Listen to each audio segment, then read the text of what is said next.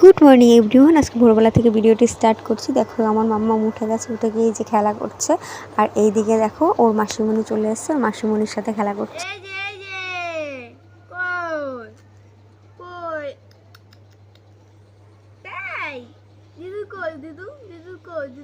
দিদু কোথায়? বাজারে গেছে দিদু? তোমাকে নিয়ে যায়নি? যায়নি নিয়ে? দিদু পচা পচা, তাই না? দাদু কোথায়?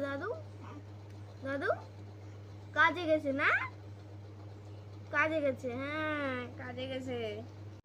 তারপর উঠে পড়েছি, তারপর সুন্দর করে বিছানাটা গুছিয়ে নিলাম।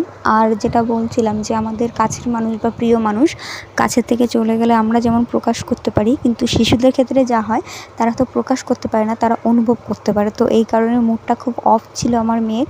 আর অ্যাকচুয়ালি আমার মেয়ে হওয়ার পর থেকেই আমার বাবা তো বাড়িতেই ছিল, আমার বাবা আদর করেছে, ভালোবেসেছে, আমার বাবার কোলে কোলেই ঘুরেছে। তো হঠাৎ করে যখন সে বাইরে চলে গেল, তো বাচ্চা মানুষ, প্রথমেই তো বললাম যে শিশুরা অনুভব করতে পারে, প্রকাশ করতে পারে না। তো এই দেখো, তারপরে খেয়ে নিলাম সকালের খাবার। তো আমার এটা রুগী খাবার, কারণ এখন এই রাউন্ডে আমার এগুলোই খেতে হবে। আর আজকে আমার বোনের স্কুলে টিচার্স ডে উপলক্ষে প্রোগ্রাম আছে। এই দেখো বোন রেডি হচ্ছে প্রোগ্রামে যাবে বলে। আর এই দেখো আমার বোনের কসমেটিক্স সব রেডি করে গুছিয়ে নিয়েছে, স্কুলে গিয়ে রেডি হবে। আর এই যে আমার মেয়েকে আমার মেজো বোন সাজিয়ে দিচ্ছে, মানে ওর মেজো মাসিমণি সাজিয়ে দিচ্ছে। আর এই দেখো পিরপির করে তাকাবে, ওই দেখো পিরপির করে তাকাচ্ছে, কারণ ও এখন তেমনভাবে ঘুমায়নি, এই জন্য এত নাড়ানাড়ি করছে। তো কষ্টে মষ্টে রেডি করছে আমার মেজো বোন।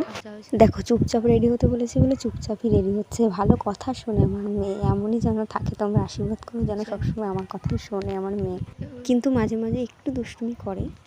কি বাবা, কি দেখছো? হ্যাঁ, মিমি তোমাকে সাজুগুজু করাচ্ছে না? ওই হাসি রে, মিমি তোমাকে সাজুগুজু করাচ্ছে না? তুমি চুপচাপ সাজুগুজু করো না মাম্মা।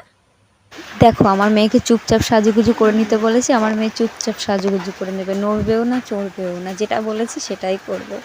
তারপরে দেখো বিকেলবেলা চলে এসেছিলো আমার ঠাকুমা, মানে আমার মেয়ের বড় মা। তো আমার মেয়ে হওয়ার পর থেকে একটু প্রবলেমের জন্য আমার ঠাকুমা আসতে পারেনি দেখতে।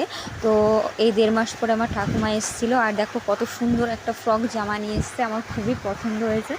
তো কালারটাও দেখো কত মিষ্টি কালার, তো আমার খুবই পছন্দ হয়েছে। আর আমার ইচ্ছা আছে যে আমি পুজোর দিন আমার মেয়েকে এই ড্রেসটা পরাবো, পরিয়ে মণ্ডপে ঘোরাতে নিয়ে যাবো। মণ্ডপে বলতে দূরে না, কারণ ওর এখনও সেই বয়সটা হয়নি, এখন অনেকটাই ছোট যে দূরে কোথাও নিয়ে যাব। তো পাড়ার মণ্ডপে এই ড্রেসটা পরে ঘোরাবো, আমার খুবই ইচ্ছা আছে। তো দেখা যাক কী হয়, সব কিছু সময়েরই অপেক্ষা। আমি পুজোতে পরানোর পরেও এই জামাটা পরাতে পারবো, কারণ এই জামাটা অনেকটাই বড় আর আমার মেয়ে অনেকটাই ছোট।